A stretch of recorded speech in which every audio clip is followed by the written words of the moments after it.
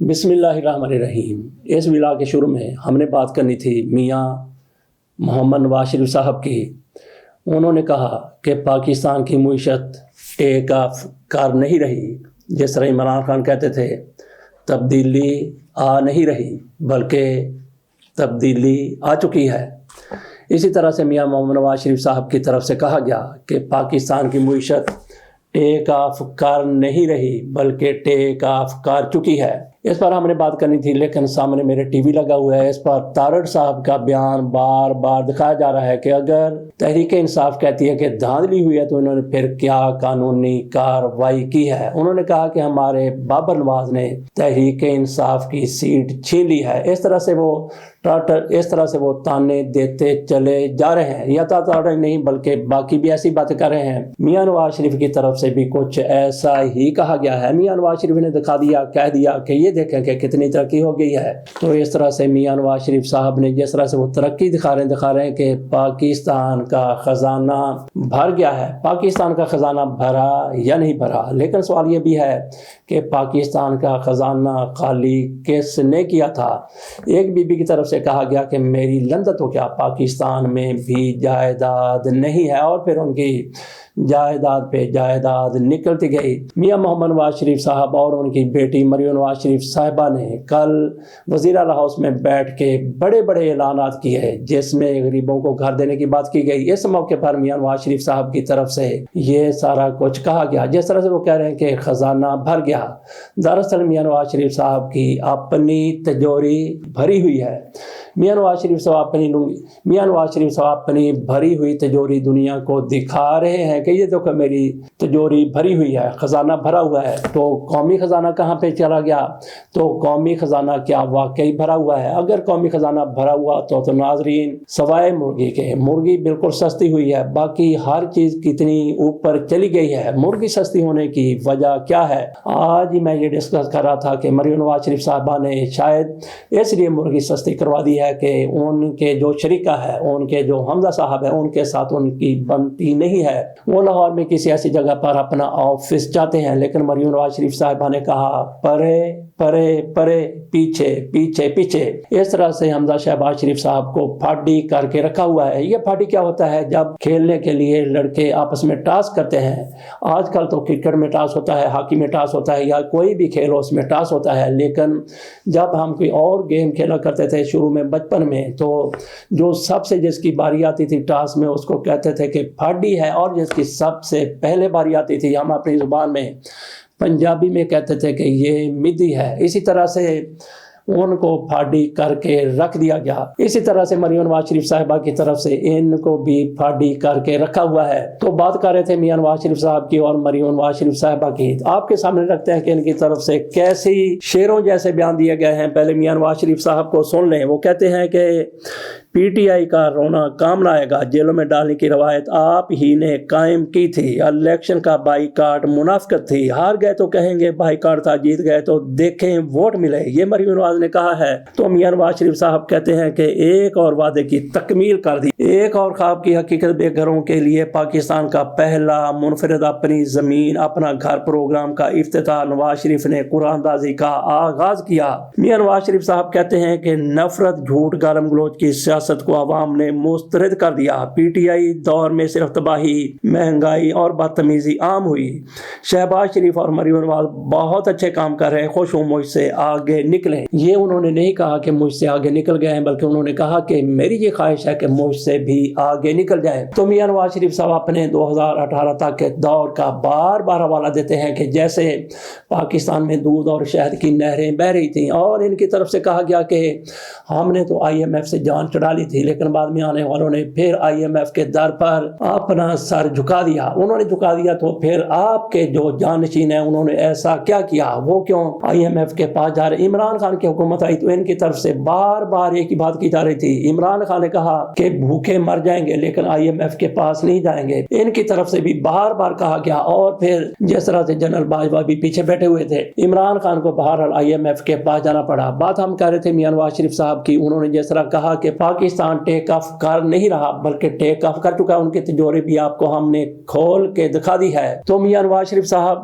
بات کرتے ہیں کہ پاکستان میں گالم گلوچ کی سیاست یہ پی ٹی آئی لے کے آئی ہے، باقی بھی ایسا ہی کہتے ہیں، خواجہ آصف بھی کہتے ہیں، عطا ترڑ صاحب بھی ایسی ہی بات کرتے ہیں۔ لیکن یہاں پہ دیکھنا یہ ہے کہ میاں نواز شریف سے کیا کوئی سوال کر سکتا ہے کہ آپ نے بے نظیر بھٹو کی البم سے تصویریں چوری کروائیں اور ان کو پھر ایڈٹ کیا گیا، ان کو فوٹو شاپ کیا گیا، ان کی ننگی تصاویر بنوائی گئی۔ نصرت بھٹو کے ساتھ بھی ایسا ہی اور جہاز کے ذریعے وہ تصویریں گرائی گئی۔ اب یہ کہتے ہیں کہ یہ ہمارا کام نہیں تھا، یہ تو حسین حقانی کا کام تھا۔ اگر یہ حسین حقانی کا کام تھا تو کیا حسین حقانی اپنے گھر سے جہاز لے آئے تھے؟ کیا انہوں نے اپنے گھر سے سارے پیسے لگائے تھے؟ یہ میاں صاحب آپ کا اشارہ کیا دھرا ہے۔ جمہوریت کی بات کرتے ہوئے کچھ تو آپ کو سوچنا چاہیے کہ آپ کہاں سے آئے ہیں۔ عمران خان پر یہ الزام لگاتے ہیں کہ جمہوریت دشمن تھا۔ آپ کہاں سے آئے ہیں؟ کس نرسری میں آپ پیدا ہوئے؟ کس میں پلے؟ جنرل جیلانی اور جنرل ضیاء الحق، اور اس کے بعد پھر جس طرح سے میاں نواز شریف صاحب کی طرف سے سیاست کی گئی، پہلے یہ وزیر خزانہ بنے پنجاب کے تو یہ غیر منتخب تھے، اور کس طرح سے ان کو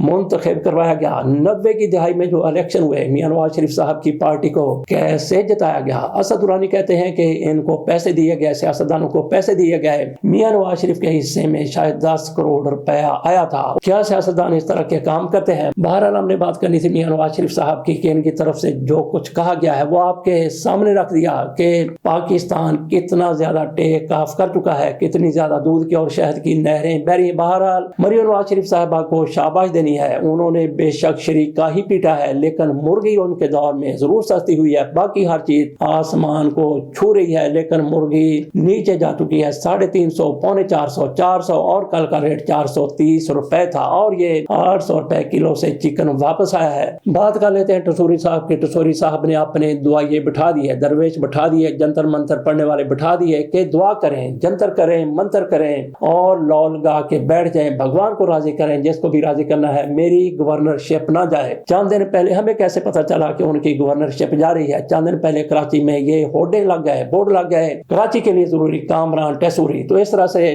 ٹیسوری صاحب ٹسوے بہاتے ہوئے نظر آ رہے ہیں، لگتا ہے کہ ان کی گورنرشپ جانے والی ہے۔ شکیل بھٹی اور خانزادہ صاحب کی اہلیہ، وہ ایک ہی ان کی شہریت نکل آئی ہے، ان کی مشترکہ شہریت ہے۔ شکیل بھٹی نے کینیڈا میں جو خانزادہ صاحب کے ساتھ کیا تھا، انہوں نے کہا تھا کہ یہ بندہ کیسا ہے، انہوں نے تو ان کو ذلیل بھی کہا تھا، ذلالت بھی کہا تھا کہ ایسی ذلالت تم نے کی۔ کس طرح سے آپ خواتین کے بارے میں بات کرتے ہیں؟ جو بات ان کی طرف سے شاہ زیب خانزادہ صاحب کی طرف سے کی گئی تھی، بہرحال ہم اس کے حامی نہیں ہے کہ ان کے ساتھ اس طرح سے بدتمیزی کی جائے، لیکن اس بندے کی طرف سے کہا گیا کہ تمہیں کوئی شرم نہیں آتی؟ تمہارے ساتھ تمہاری اہلیہ، کیا میں ان سے ان کے پیریڈ کے بارے میں پوچھ سکتا ہوں؟ سارے سوال کیا میں آپ کے سامنے رکھ سکتا ہوں؟ یہ وہ سوال کرنا چاہتے تھے، تو لگتا تھا کہ ان کو گرفتار کیا جائے گا، ان کو سزا ہو جائے گی، لیکن اب یہ پتہ چلا ہے کہ ان کی اہلیہ، شاہ زیب خانزادہ کی اہلیہ اور شکیل بھٹی دونوں کینیڈین شہری ہیں۔ تو اس طرح ہو سکتا ہے کہ دونوں میں صلح ہو گئی ہو یا آئندہ ان میں صلح ہو جائے۔ تو ویسے ان کے خلاف اگر مقدمہ چلتا ہے تو ہونا ہوانا کچھ نہیں ہے۔ یہاں پہ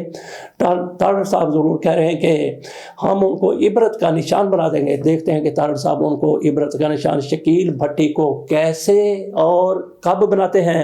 اگلی خبر کی طرف چلتے ہیں۔ 3 صحافی جنرل فیض حمید کو پڑ گئے، ان کو پہ گئے، ان کو ڈولی سے پکڑ لیا، یا آپ سمجھ لیں کہ ٹانگ سے پکڑ لیا یا گردن سے پکڑ لیا۔ ایک کی طرف سے کہا گیا کہ ان کو سزائے موت ہوگی، دوسرے کی طرف سے کہا گیا کہ ان کو عمر قید ہوگی، اور تیسرے کی طرف سے جو اس کے میزبان تھے انہوں نے بھی کہا کہ ان کو عمر قید کی سزا ہو سکتی ہے، اور ایک خان صاحب بھی اس میں موجود تھے، ان کی طرف سے کہا گیا کہ اگر ان کو عمر قید کی سزا ہوتی ہے تو یہ کم از کم سزا ہوگی، اگر ان کو زیادہ سزا دینی ہے، ان کے جرم کے مطابق سزا دینی ہے تو پھر ان کو سزائے موت ہوگی۔ تو کوئی شرم کریں، کوئی حیا کریں۔ یہ آپ دیکھ لیں، یہ بندے بیٹھے ہوئے، ہم تو ان کا نام بھی نہیں لینا چاہتے کہ ان کی طرف سے ایسا کسی شخص کے لیے کہا جا رہا ہے کہ اس کو عمر قید کی سزا ہو جائے، اس کو سزائے موت ہو جائے۔ انہوں نے جو کچھ کہہ دیا، جو کچھ کر دیا، ان پر توف ہی کرنی چاہیے کہ کسی کے لیے سزائے موت کی یہ بات کر رہے ہیں۔ اور یہاں پہ ان کی طرف سے یہ بھی کہا گیا، اس کے ساتھ اتفاق کیا جا سکتا ہے کہ ماسٹر پائلٹ کی طرف سے جب جناب آصف منیر صاحب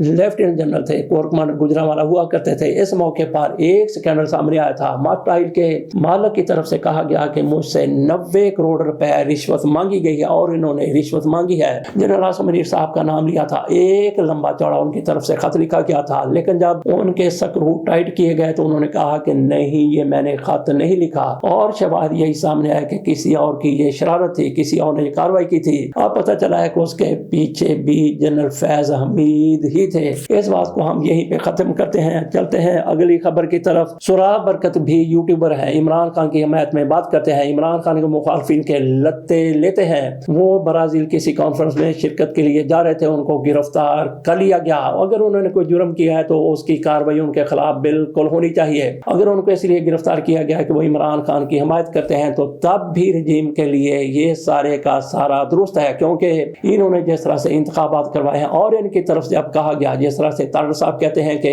وہاں پہ ہم نے میدان ماری ہے، میدان تو میاں نواز شریف صاحب نے مارا تھا۔ کیسے میدان مارا تھا؟ ایک نہتی خاتون جو جیل میں تھی، یاسمین راشد صاحبہ، انہوں نے میاں نواز شریف صاحب کو 4 نہیں بلکہ 6 7 8 10 شانے چت کر کے رکھ دیا تھا۔ اس کے ساتھ اجازت دیجیے، اللہ حافظ۔